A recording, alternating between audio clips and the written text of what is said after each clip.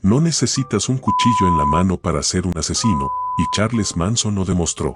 Charles Manson, un nombre que sigue evocando miedo, asombro y fascinación. La historia de este hombre no es simplemente la de un criminal, sino la de una figura que se transformó en un símbolo oscuro de la manipulación humana, la paranoia y el caos que puede desatarse cuando una persona se convierte en líder de una secta destructiva. Su nombre sigue siendo sinónimo de locura, violencia y misterio, un eco de los años más oscuros de la contracultura estadounidense. Para entender cómo un hombre pudo convertir a un grupo de jóvenes en asesinos sin escrúpulos, es necesario conocer su historia desde el principio. Charles Manson nació el 12 de noviembre de 1934 en Cincinnati, Ohio, en un entorno marcado por la pobreza, la delincuencia y el abandono. Su madre, Kathleen Maddox, era una adolescente de 16 años con problemas de conducta. Durante su embarazo, Kathleen ya enfrentaba una vida llena de dificultades, abuso de sustancias, relaciones tóxicas y un entorno social de constante caos.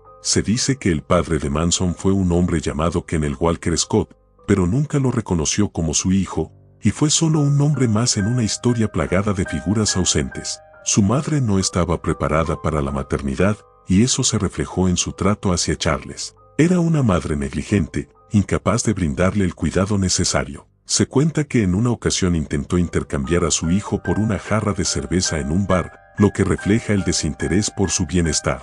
Sin un hogar estable, Manson pasó gran parte de su infancia en instituciones de acogida, orfanatos y, cuando no estaba en prisión, en las calles. Nunca tuvo una figura paterna o un referente emocional positivo. Este abandono temprano forjó un carácter que sería clave en su futuro. Manson se hizo experto en manipular y engañar a los adultos, una habilidad que perfeccionó a lo largo de su infancia. A los 9 años, cometió su primer robo, el cual no era un simple acto impulsivo, sino el resultado de su necesidad de sobrevivir y manipular su entorno. A los 13 años ya había sido arrestado en varias ocasiones, demostrando un patrón de comportamiento violento y criminal. Pasó por diversos reformatorios, donde no solo aprendió a sobrevivir en ese entorno, sino que también comenzó a desarrollar una astuta capacidad para leer a las personas, una habilidad que usaría para manipular más adelante a sus seguidores. La cárcel no fue un castigo para Charles Manson, sino una escuela. En las rejas, no solo encontró un lugar donde perfeccionar sus habilidades de manipulación, sino un laboratorio para estudiar las emociones y comportamientos humanos. Durante su tiempo en prisión, comenzó a obsesionarse con la hipnosis y la psicología. Con el tiempo, su fascinación por el control de la mente humana se consolidó. Fue en estos años que Manson comenzó a concebir la idea de que podía usar el control mental para influir en las personas a gran escala. Manson estudió la psicología de los demás prisioneros y comenzó a entender cómo manipular sus emociones. Además, la hipnosis se convirtió en una herramienta fundamental para él. Aprendió que podía, a través de sugestiones y el uso de la manipulación verbal, doblegar la voluntad de los demás. Su habilidad para leer a las personas le permitió detectar vulnerabilidades y aprovecharlas en su propio beneficio. Durante ese tiempo también desarrolló su gusto por la música y la guitarra, instrumento que más tarde utilizaría para atraer a sus seguidores, creando una atmósfera única que lo rodeaba. Cuando Manson fue liberado en 1967, después de pasar casi 2 décadas en prisión, ya no era solo un delincuente, sino alguien que había perfeccionado sus tácticas de control.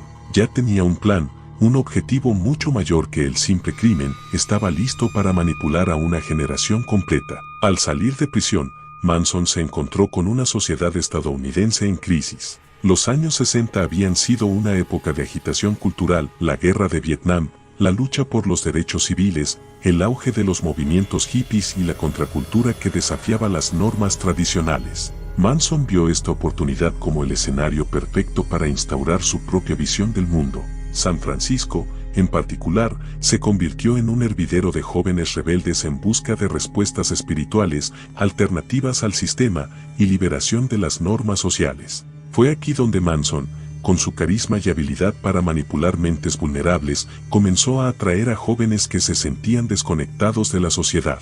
A través de una mezcla de carisma, drogas y sus discursos filosóficos sobre la vida y el amor, Manson se presentaba como el líder que podía guiarlos hacia un nuevo despertar. En poco tiempo, comenzó a formar lo que se conocería como la familia Manson.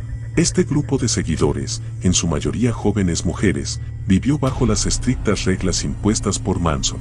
El rancho Spahn, en el desierto de California, se convirtió en el centro neurálgico de la secta. Allí, Manson impuso un estilo de vida comunal, donde todos los bienes eran compartidos, el sexo era libre y se cultivaba una obediencia ciega hacia él. Manson utilizó tácticas de manipulación psicológica para mantener el control absoluto sobre sus seguidores. El amor y la compasión se entrelazaban con una profunda violencia emocional. En todo momento, Manson mantenía a sus seguidores en un estado constante de confusión, y las emociones eran su principal herramienta de control.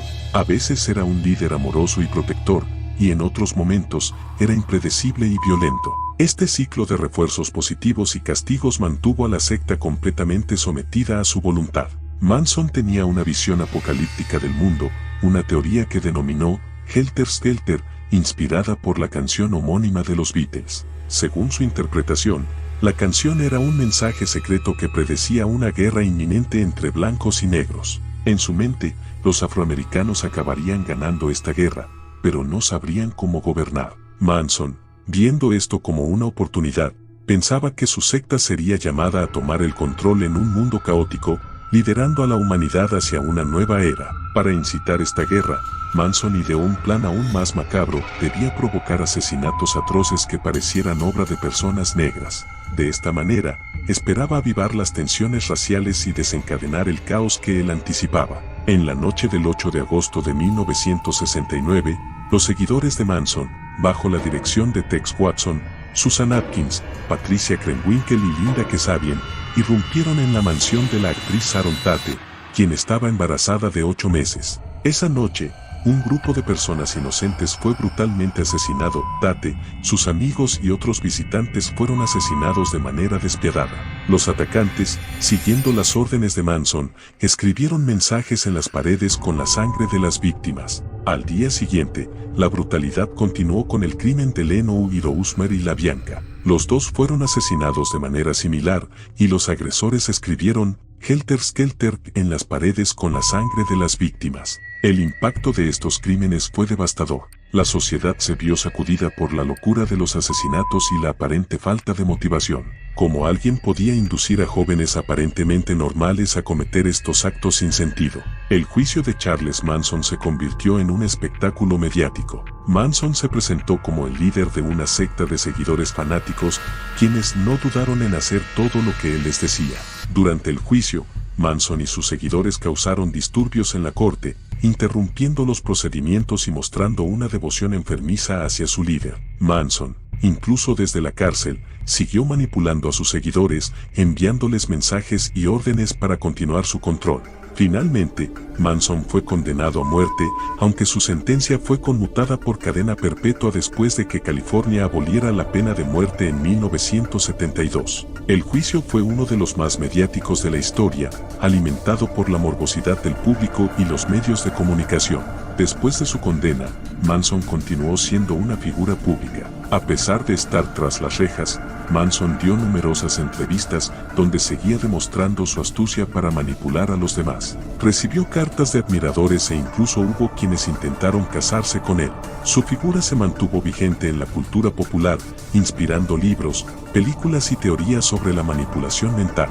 Pero más allá de su vida personal, el legado de Manson sigue siendo un recordatorio de los peligros que representa la manipulación psicológica. Su historia sigue siendo objeto de estudio para criminólogos y psicólogos que intentan entender cómo un hombre como él pudo convencer a otras personas de cometer atrocidades sin necesidad de recurrir a la violencia directa. Aunque Manson murió en 2017, su historia sigue siendo un recordatorio del poder de la manipulación y el control mental.